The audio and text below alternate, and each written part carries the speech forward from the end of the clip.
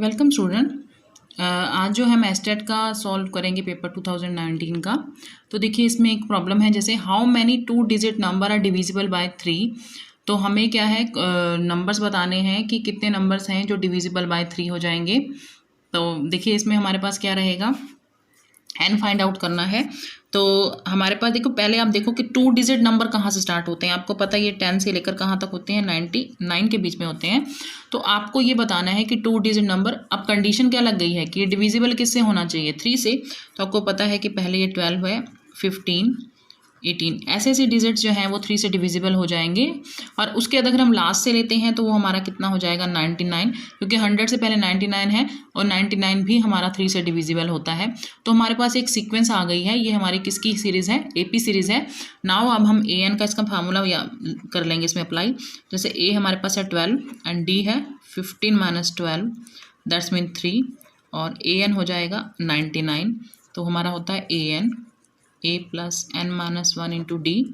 तो 99 is equal to ए हमारे पास कितना था, 12, एन है हमारे पास, एन फाइंड आउट करना है, और डी है 3। नाउ हम इसको कैलकुलेट कर लेंगे, 19 - 12 n minus 1 into 3, that is 87 is equal to n minus 1 into 3। तो 87 है, हमें एन की वैल्यू फाइंड आउट करनी है, तो क्या हो जाएगा, दैट इज 29। तो n हमारा पास n - 1 के इक्वल है 29, तो n क्या हो जाएगा, 29 + 1 दैट इज 30। तो ये हमने सॉल्व कर लिया इसको, और वैल्यू d की वैल्यू पुट करके। तो n हमारे पास कितना हो गया, 30 का। कि 2 डिजिट नंबर अगर हम लेते हैं तो वो कितने होते हैं 3 से डिविजिबल, वो कितने होते हैं, 30 होते हैं। नेक्स्ट प्रॉब्लम देख लीजिए। उन्होंने बोला for what value of k, k+2 4k - 6 and these are 3 consecutive terms in AP। आपको बताना कि k की ऐसी कौन सी वैल्यू है जिसके लिए ये क्या हो जाता है, कॉन्जिक्यूटिव हो जाता है। देखिए हमारे पास 3 है नंबर, ये that is k+2 4k - 6 and 3k - 2। तो आपको पता है कि अगर ये सीरीज AP है तो मतलब इनका डिफरेंस, और अगर मैं इसका इसका साथ डिफरेंस लूँ तो क्या हो जाएगा, इक्वल हो जाएगा। तो हम क्या करेंगे, 4k - 6 माइनस k - 2 हो जाएगा, यहाँ से हो जाएगा हमारे पास 3k - 2 -4, क्योंकि आपको पता है कि पिछले वाले टर्म में से अगर का डिफरेंस लिया जाए AP सीरीज में तो हमेशा ही इक्वल होता है। तो हमारे पास क्या हो जाएगा, ये 3k - 8 और यहाँ से k + 4। आप इसे जैसे ही सॉल्व करोगे तो हमारे पास कितना हो जाएगा, यानी कि 4k = 12। तो हमारे पास k की वैल्यू कितनी हो जाएगी, 3। तो हमारे पास जब भी कोई AP सीरीज दी जाएगी तो हम क्या करेंगे, अगर हम पिछले में से अगले टर्म्स को माइनस करके इक्वल करते हैं, क्योंकि डिफरेंस है हमारे पास, कंडीशन यही होती है AP की, डिफरेंस हमेशा सेम रहता है। तो इसमें से इसका डिफरेंस और इसमें से इसका डिफरेंस सेम होगा, यानी इक्वल होगा। तो वहाँ से हम k की वैल्यू फाइंड आउट कर सकते हैं। नेक्स्ट प्रॉब्लम देख लेते हैं इसकी। उन्होंने बोला है the ratio between the length and the breadth of rectangular park is 3:2। और अगर हमारे पास हम कहते हैं कि रेक्टेंगुलर पार्क है, उसकी जो रेशो है 3:2 है। तो लेट हम कर लेते हैं, लेंथ हो जाएगी 3x और ब्रेथ हो जाएगी 2x। अब उन्होंने बोला है अगर एक पर्सन जो है वो साइकिलिंग करना स्टार्ट करता है और 12 km/h के हिसाब से 8 मिनट में साइकिलिंग करता है, तो एरिया देखिए। फर्स्ट ऑफ ऑल अगर हम मान लो हमारे पास, हमें इसका जो है अगर रेक्टेंगुलर पार्क है तो इसका ना तो हमें हमारे पास पेरीमीटर है, तभी हम इसका एरिया फाइंड आउट कर सकते। तो हम पेरीमीटर कैसे फाइंड आउट करेंगे, क्योंकि उन्होंने स्पीड और हमें डिस्टेंस टाइम दे रखा है, तो हम इसका डिस्टेंस निकाल देते हैं, that is speed into time. तो हमारे पास जो स्पीड है इसकी 12 किलोमीटर थी, तो हमारे पास हो गया 1000 अपॉन में 3600। ये मैंने पहले से किलोमीटर को मीटर में कन्वर्ट कर दिया, 3600 को मैंने किसके लिए कर दिया, सेकंड के लिए। नाउ अब हम क्या करते हैं, 8 मिनट में इतना टाइम की जगह 8 पुट किया, तो इसको सेकंड में कन्वर्ट करने के लिए किससे मल्टीप्लाई कर देंगे, 60 से। जैसे ही आप इसे सॉल्व करोगे तो हमारे पास आ जाएगा 16000। तो यानी कि हमारा जो टोटल डिस्टेंस है वो कितना था, 16000 मीटर। तो हमने क्या किया, डिस्टेंस का फॉर्मूला यूज़ कर लिया। तो वहाँ से हमें क्या मिल गया, इसका पेरीमीटर, क्योंकि उन्होंने बोला एक मैन है जो वो चारों तरफ साइकिलिंग कर रहा है, तो वो जितना एरिया कवर करेगा वो हमारा डिस्टेंस होगा, दैट्स मीन पेरीमीटर होगा। नाउ अब हमारे पास पेरीमीटर का फॉर्मूला, पेरीमीटर की वैल्यू कितनी है, 16000, और पेरीमीटर रहता है हमारे पास 2l + b। l है हमारे पास 3x और b है 2x, तो 5x = हमारे पास कितना हो जाएगा, 8000। तो x हमारे पास हो जाएगा 8000 अपॉन में 5 यानी कि 160। ये तो हो गया हमारे पास x।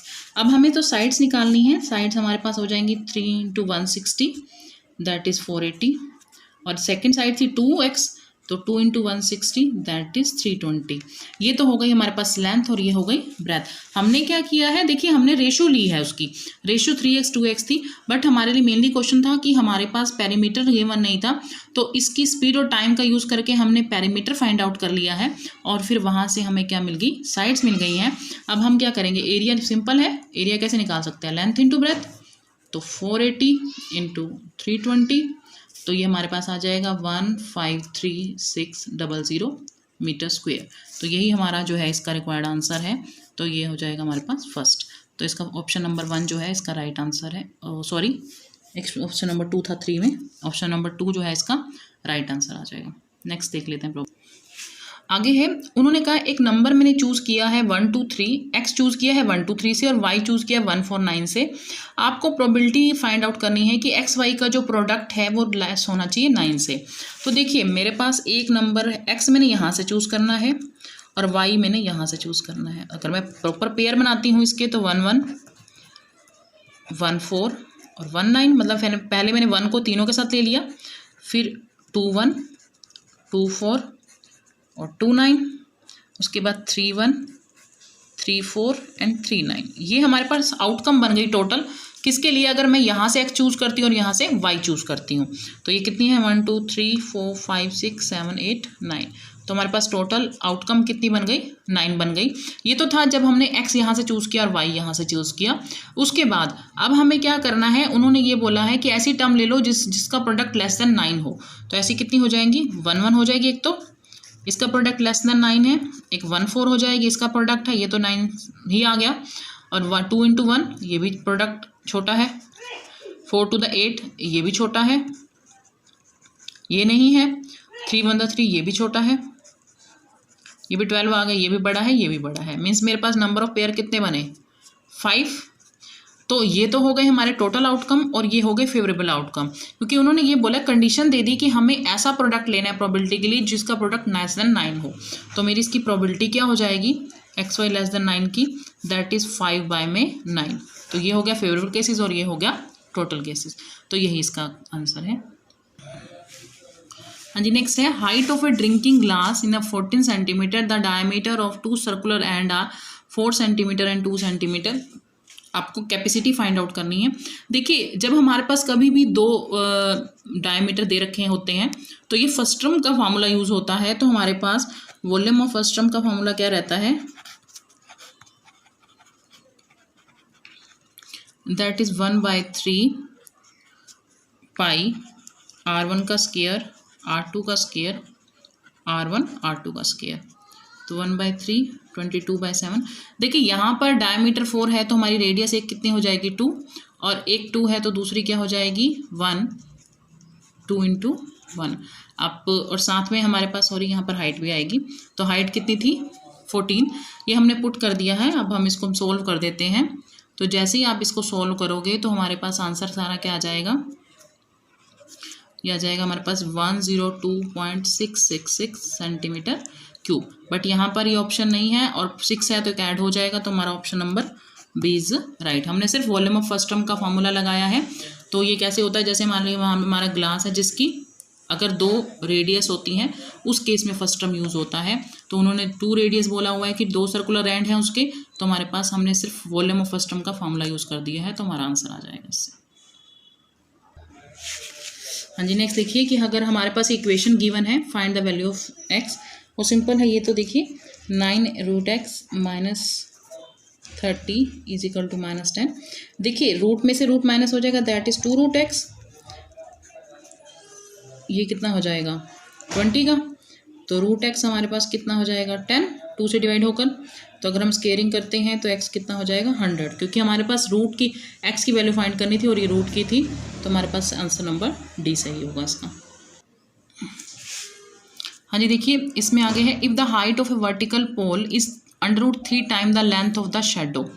देखिए जो एक पोल है, उन्होंने ये बोला है उसकी कुछ भी शेडो लगा लीजिए, मान लीजिए x कंसीडर कर लेते हैं, उसकी जो टावर की जो हाइट है उससे कितना मोर है, अंडर टाइम्स है √3x।